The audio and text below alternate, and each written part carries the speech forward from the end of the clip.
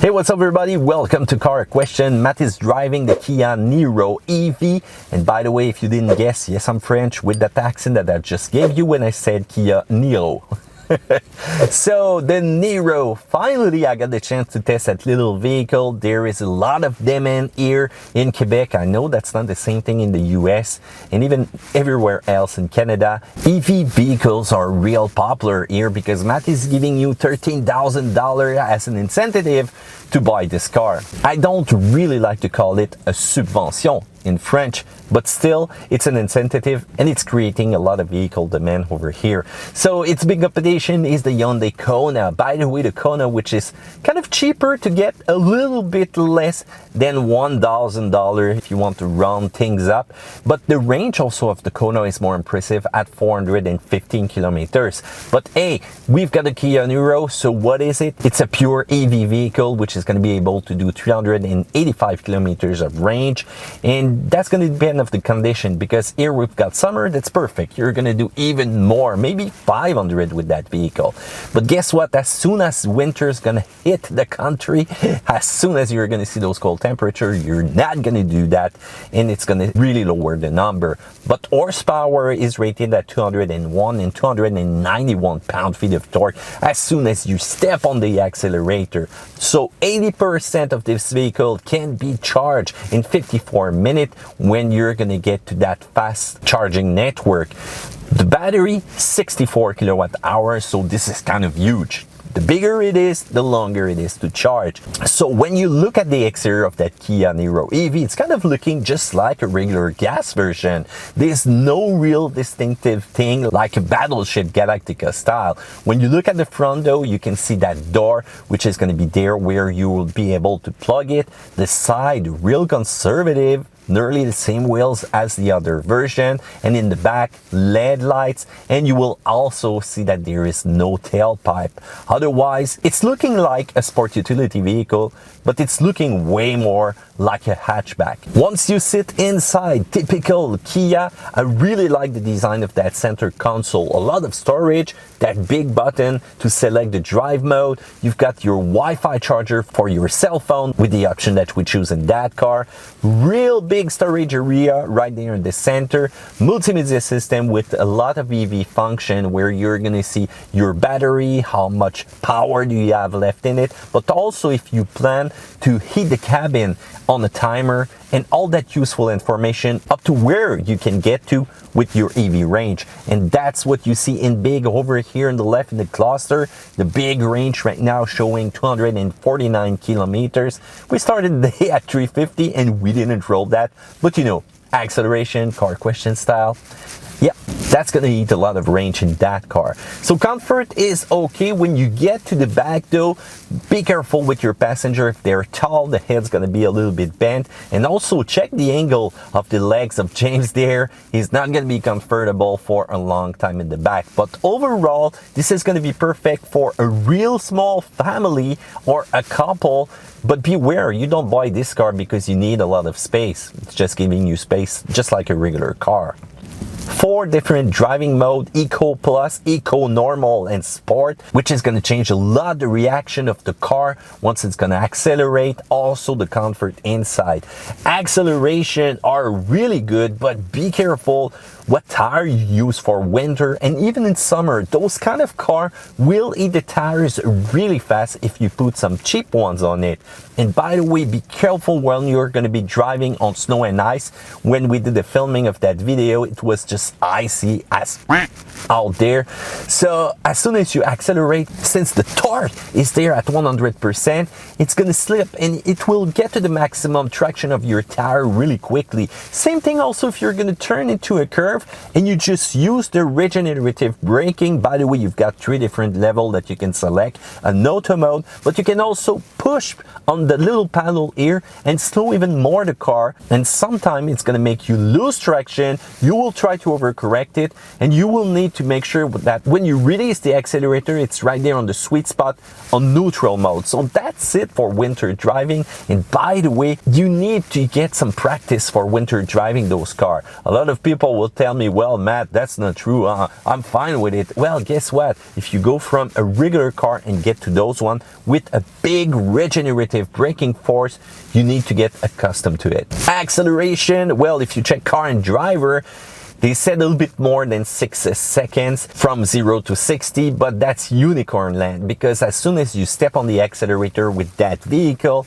you need to be on the drag strip to be able to get to those numbers. In real life testing, what we do here at Car Question, I always add a wheel slipping. You've got those Yokohama winter tires on the car. I never was able to do a clean launch without having some wheel slip. Torque is monstrous on those cars, and it's going to be the same thing if you accelerate. It's even worse on ice. Quarter miles acceleration are not bad though, and when you want to pass some car, it's got some power, but it will feel breathless as soon as you get into hyperspeed with it. So make sure that you don't miss the acceleration that we did on Car Question real life testing. Direction is kind of okay. It's a little bit artificial, not great, not bad, just right there in the middle. How about the suspension? You can feel that the car is kind of heavy. You can feel it move sometimes, and that's all about weight of those electrical car. This one is 1,764 kilogram, and by the way, that's why probably the Hyundai Kona will do a better range, because it's less heavier. It's going to be around 1,685. Braking is purely artificial. I don't really like, as soon as you did some emergency maneuvers with it, you don't get the real feeling of the brakes, where they're going to give up, where they're going to stick, or where you're on regeneration and when you're just applying the usual braking pad. And what I felt also is that the back end sometimes wanted to move to the front on icy surface, so you got to be careful. Put on some great winter tires on this car. By the way, go see the review that we did for finding the best winter tires for your car. And it feels like an hatchback, not a sport utility vehicle, and there is no towing possible with that one. So when we're talking battery, we're talking about recharge time. If you want to charge on a level 1 on a regular outlet, well, fine, go with it. But if you need to use your car every day with more than 30 kilometers, that's not going to be great. I told you, it's going to be 59 hours until a full charge. So I'm a bad journalist, so I don't get the level 2 charging station at home, but still I was able to do my week and plug somewhere else when I went to the gym or when I went at work. So it's kind of okay with that, but be careful. From a finance point of view, charging at home will be the best option. So if you got a level 2 charging station, 9 hours 35 minutes, which is way acceptable for this kind of car, and they make great promise when you check the website of Kia,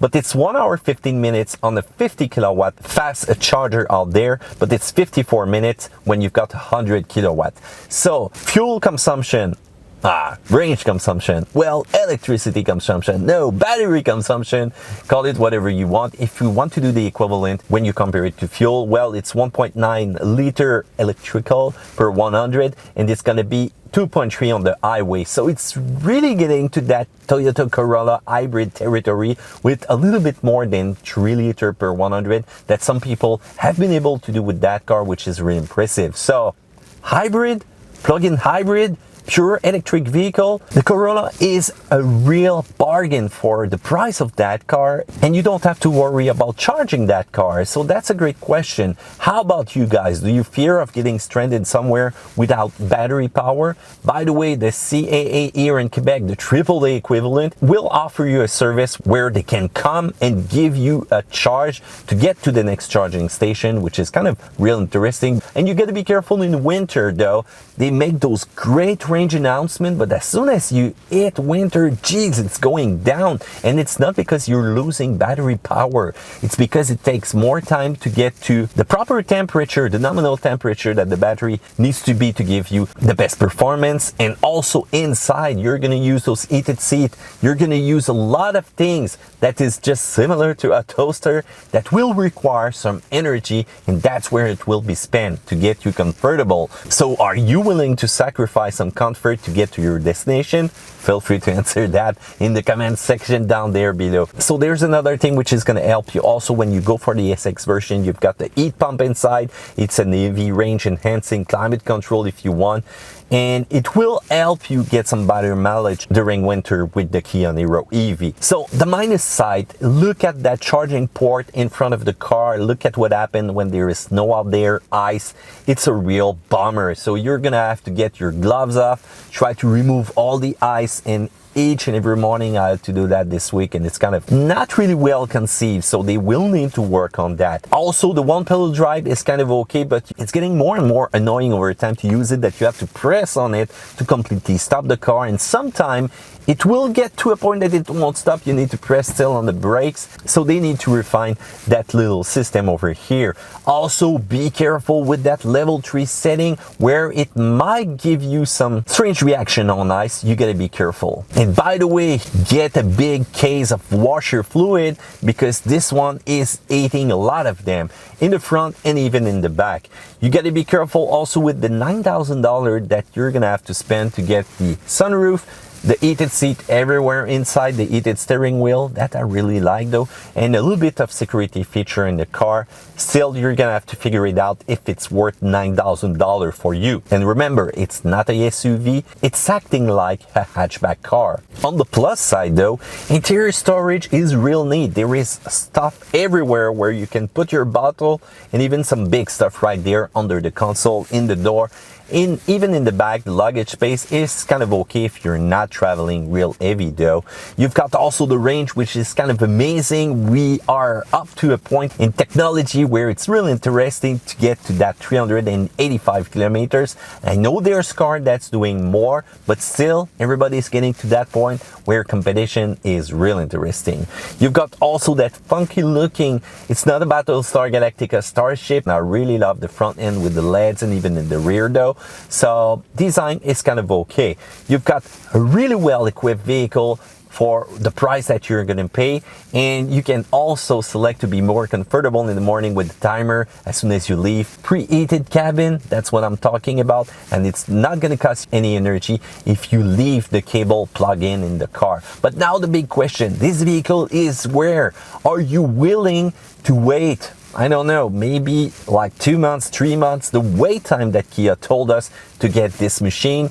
But also, are you willing to buy that car without the incentive that we are giving you right now, the max money, you know, the government money? When I work, I give you that to buy you an electrical car. $13,000 is a lot of money for this kind of car, but still, if you didn't have it, will you go for that car, or it's all about money and no environment for you? Feel free to comment that in the section down there below, because acceleration also is going to come soon. So make sure that you subscribe to Car Question, the little bell there, and I'm going to see you another time.